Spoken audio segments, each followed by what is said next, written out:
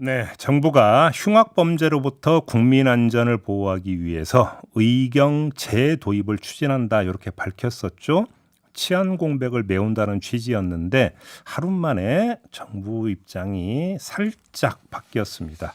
일단 경찰 인력 배치 조정을 먼저 한 다음에 필요하면 의경 부활을 검토하겠다 이렇게 한 발 물러선 건데요. 경찰개혁위원을 지냈던 분인데요. 오창익 인권연대 사무국장을 모시고 관련 이야기 좀 잠시 나눠보겠습니다. 어서 오세요. 네, 안녕하세요. 제가 잠깐 소개 말씀드렸는데 정부가 한 발 물러선 건 맞는 것 같죠?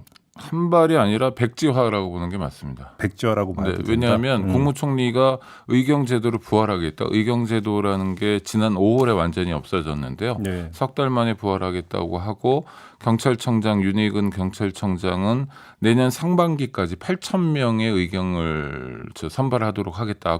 아주 구체적인 그 계획을 밝혔는데 어제 나온 대통령실 관계자 발언이 대통령실과 의논하지 않았다. 우리는 모르는 얘기다. 그런데 이게 가능하겠냐? 잠깐 그러니까 어떤 분이 한 분이 떠오르는데 네. 누군지 기억하세요? 나경원 아, 전 네. 의원. 네. 저출산 고령사회 부위원장으로서 네. 위원장이 대통령이죠. 그렇죠. 네. 상의 안 했고 일방적으로 했다고 해서 해촉되지 않았습니까? 네. 근데 한덕수 총리도 그랬다고요? 총리가 날라가나요? 모르겠습니다. 하여튼 그분들 사정은 모르겠는데 네. 이게 어려운 게 두 가지입니다. 하나는 의경제도가 왜 없어졌냐를 보면 되는데 첫 번째는 의경제도 자체가 문제였던 거예요. 네. 치안 업무를 보조하는 게 법률상 역할인데 이를테면 경찰에 심부름 같은 걸 많이 했습니다. 치안 업무 보조로 되어 있었습니까? 네네. 그 전에 전투경찰대 설치법이 근거 법령인데 네. 법률에 그렇게 나와 있습니다. 그래서 주로 이제 경찰관들 중에 고위직의 운전기사 역할을 하거나 치안 보조라고 하는 것을 좀 예를 들면 그러니까 운전 역할을 하거나 운전. 경찰서 앞에 이제 근무를 쓰거나 네. 또 시위할 때 기동대나 또 방범 순찰 대 소속으로 시위 진압을 막거나 이런 일들을 했습니다. 시위 진압 막는 게 어떻게 보조예요? 그러니까 문제였던 거죠. 그래서 인권 문제도 많이 생기고 네. 의경 제도 자체가 문제 아니냐. 원래 시작은 뭐 대간첩 작전을 수행하겠다 해서 만들었지만 엉뚱하게 이제 왔던 거고요. 네. 또 하나 굉장히 현실적인 문제는 젊은 인구가 줄고 있지 않습니까? 그래서 군대 자체가 인원을 감축당하는 상황이어서 국방부에 입대한 사람들을 의경으로 보내줘야 되는데 보내줄 인력이 없다고 군에서 이제 난색을 표하는 게 의경 폐지의 가장 중요한 이유였거든요. 그러면 젊은 인구가 늘고 있지 않고 오히려 감소하고 있고요. 줄어드는 속도가 굉장히 빠릅니다. 2020년에 20세 남성이 군대 간다고 했을 때 33만 3천 명인데 2년 뒤인 2022년엔 25만 7천 명으로 급속히 줄어들고 있거든요. 그래서 군대 갔다 오신 분들 아시겠지만 유명한 사단 또는 군단 단위가 아예 해체되고 없어지는 상황이에요. 네네. 그러니까 의경이 줄 수 없는 거죠. 이런 게 경찰청장의 바램도 아니고 국무총리가 발표했는데 하루 만에 백지화되면 이건 좀 문제가 있다고 봅니다. 아니 그러니까 이건 과정이 일단은 제가 이해가 안 되는데 다른 사람도 아니고 총리가 직접 발표를 한 사안인데 네. 하루 만에 뒤집힌다라고 하는 게 이게 말이 되는 현상입니까? 그런 현상이 의경 문제만이 아니라 뭐 후쿠시마 오염수 문제 등 여러 군데서 나오고 있어서. 근데 오히려 후쿠시마 오염수는 그래도 일관되기는 하죠. 네. 아무튼 자 그러면 의경제가 폐지가 될 때 그때 경찰들 내부에서의 반응은 어땠었어요? 서운하죠. 왜냐하면 규정상으로는 이를테면 경찰서장이 4급 공무원이거든요. 운전기사를 채용해가지고 데리고 다닐 수 없어요. 근데 그렇죠. 의경들이 운전해주고 다녔으니까 조금 폼도 났거든요. 그다음에 경찰서 정문에서 의경들이 어디 가세요 이렇게 그리고 젊은이들이니까 그러니까 딱 그 정문에서 딱 정복 입고 딱 서 있는 네네네 의경이었어요? 따박따박 물어보거든요. 그런데 이제 그런 게 없어지니까 상당히 서운했고 그래서 경찰이 어느 정도 엄살을 부렸냐면 윤희근 경찰청장도 이번에 그런 발언의 일단이 나오는데 의경이 왜 필요하냐? 24시간 상주하면서 상황에 대비할 수 있다. 그럼 잠도 안 자고 밥도 안 먹습니까? 말도 안 되는 얘기거든요. 예. 근데 실제로 영내 거주하면서 대기하니까 부려먹기가 쉬웠던 거예요.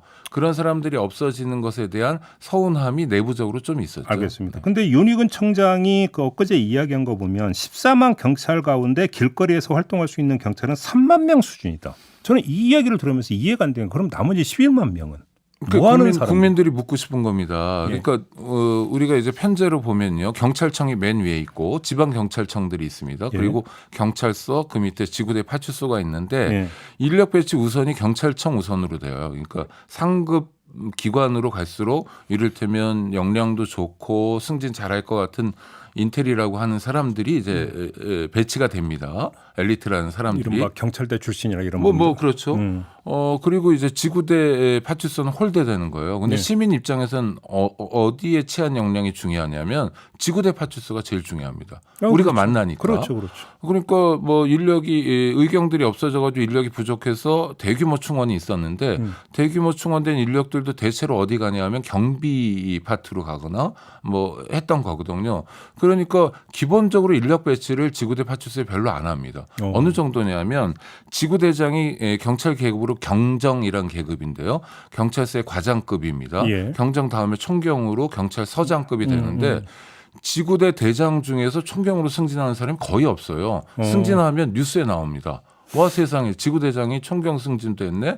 그러니까 그런 분들이 일선에서 그게 천장이었군요. 그러니까. 그럼요. 민생 치안을 담당하니까 안 되는 거죠. 누구나 다 지구대 파출소로 가면 유배당하는 느낌이다라고 경찰 여기는 내부에서 민생 치안을 어떻게 바라보고 있는가의 단적인 예네요. 그게. 그러니까요. 그러니까 용산 참사도 이태원 참사도 마찬가지였잖아요. 대통령을 위주로 한 경비 활동 굉장히 치밀하게 하는데 시민들을 위한 뭐 기본적인 치안 서비스는 제공되지 않는 상황이 반복되고 있고 어떤 면에서 윤석열 정권에서 좀 강화되고 있는 거죠. 그러면 어제 총리실이 설명 자료를 냈는데 현재의 경찰 인력 배치를 대폭 조정해서 현장 중심으로 재배치한다. 이건 그러니까 올바른 방향으로 평가할 수 있겠네요. 네, 그럼요. 근데 문제는 그렇게 하겠냐라는 의문은 듭니다. 경찰 내부에서 그대로 받겠느냐? 네네. 왜냐하면 안에서 근무하는 걸 훨씬 좋아하니까. 아니, 그러니까 경찰청장님을 자주 봐야 승진이 되니까 그 소위 본청이라고 하는 경찰청 근무를 선호하고 예. 그다음에 지방청 경찰서 순서대로인데 이 구조를 깰 수 있을까? 저는 굉장히 어렵다고 봅니다. 그렇다. 또 나오는 주장 중에 하나가 검경 수사권 조정 때문에 경찰 수사 범위가 확대가 돼서 치안 인력이 부족해졌다. 그래서 강력 범죄가 늘었다. 이 논리가 있잖아요. 그건 전혀 아닙니다. 왜냐하면 지역 경찰, 예. 지구대 파출소 인력을 뽑아가지고 수사 인력으로 배치했다거나 하면 그런 게 말이 되는데요. 그렇죠. 그렇지는 않고요. 경찰의 수사 일감이 늘어난 건 사실입니다. 예. 그래서 처리 속도가 좀 더뎌졌어요. 이를테면 한 달 내에 처리될 게 지금은 뭐 한 35일 걸린다든지 네네네. 하는 지연 사태가 발생하고 있긴 하고 그것도 좀 해소되고 있는 상황입니다. 그런데 이런 문제도 그렇게 풀 게 아니라 검찰이 하고 있는 수사, 직접 수사의 범위를 줄였으니까 경찰에 넘겨줬잖아요. 그럼 검찰 수사관들이 경찰로 재배치되는가 하는 등의 문제로 풀어야 되는데 그건 아니고 일종의 검찰이 지금 정권에서 약간 힘을 갖게 되니까 경찰을 홀대하면서 생기는 얘기라고 봅니다. 민생 치안하고 관계없는 얘기입니다. 그러면 경찰 내부 구조상 수사 인력과 치안 인력은 나눠져 있다. 애당초. 뭐 전체가 치안이고 수사와 지역 경찰 활동은 나눠져 그러니까 지역 있는 거죠. 경찰 활동이. 네.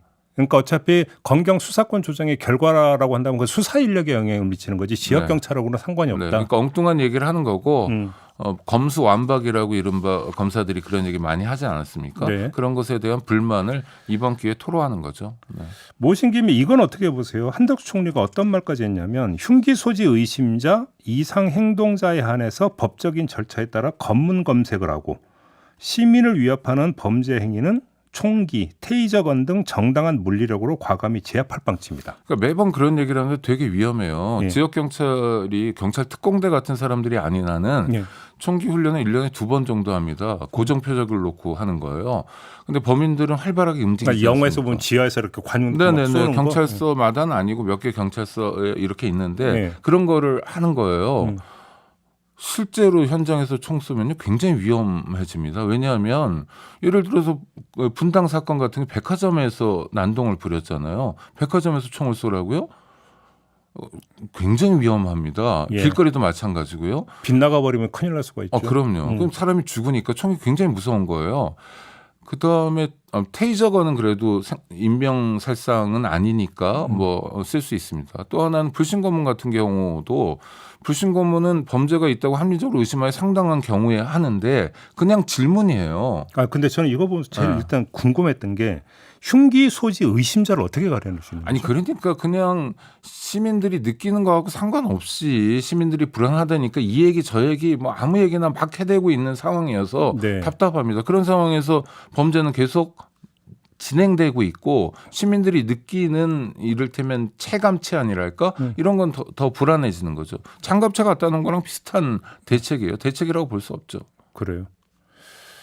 그러니까 이게 결국은 이제 그 검문 검색이 강화가 되는 겁니까? 그러니까 80년대 90년대로 돌아가 버리는 거죠. 그리고 경찰관들에게 실적을 달아 점검하겠다는 거거든요. 길거리에 나와서 몇 명 검문 검색했냐는 거예요. 예전에 대학가 앞에 뭐 시내에서 경찰관들이 집회 시위 대응 뭐 집회 시위 참가자들을 줄이는 의미에서 검문 검색 많이 했잖아요. 함부로 체포하기도 했고 그런 거로 돌아가겠다는 거니까 받아들일 수 없는 거죠. 자, 이렇게 이야기 마무리하죠. 오창익 인권연대 사무국장과 함께했습니다. 고맙습니다. 네, 고맙습니다.